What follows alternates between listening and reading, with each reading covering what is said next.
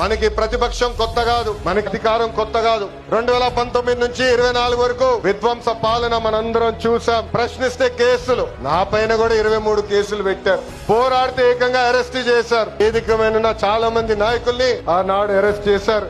ఎన్ని ఇబ్బందులున్నా, ఎన్ని కేసులు పెట్టినా మనం ఆనాడు ఒకే డైలాగ్ చెప్పాం. ఏంటది? ఆ డైలాగ్ ఏంటి? తగ్గేదే లేదు.